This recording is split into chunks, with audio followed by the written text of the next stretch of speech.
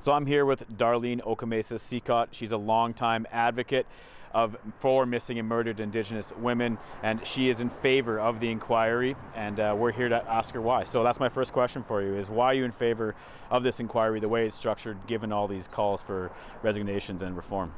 Probably because I've started with our women's group in Saskatchewan. We've been doing this for 12 years, and we know how slow that process was, and it takes some time to convince the public that this issue should be paid attention to.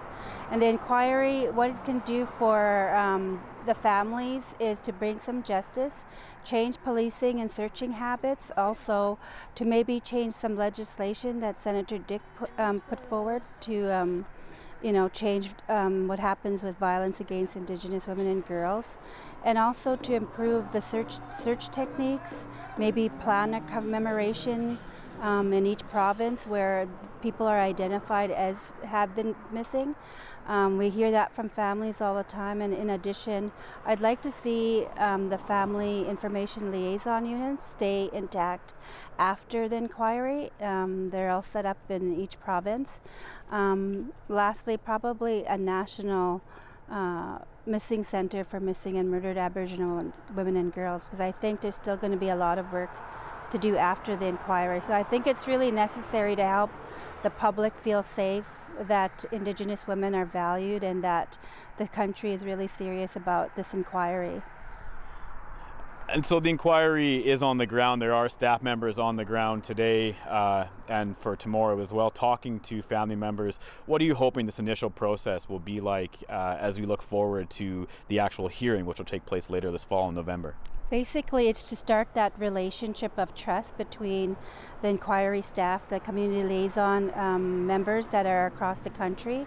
They're broken up into 2 provinces each, and basically it's to assess families, take their personal information, start a file going, have an intake process with a lawyer, and then start working on healing and health supports that will help them during the process, even up to the point where if they decide not to do a hearing and they change their mind, that health services are still intact for them leading up to that process. So that part of the community engagement visits, they're basically to start building that relationship and to build that trust leading up to the hearings.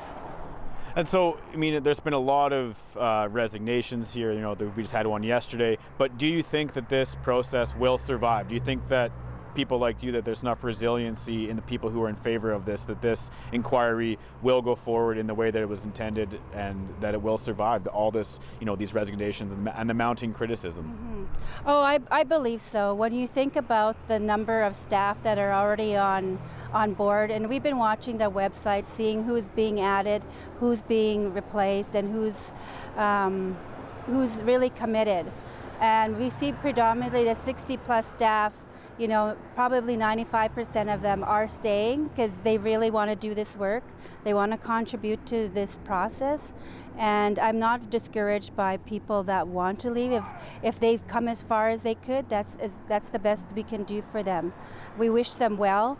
We know people will take their place because they're watching it unfold. They want to be part of the solution. And the families eternally will not stop. They will continue to build up and support the commissioners and all of their team. Thank you so much, Darlene. Okay, you're welcome.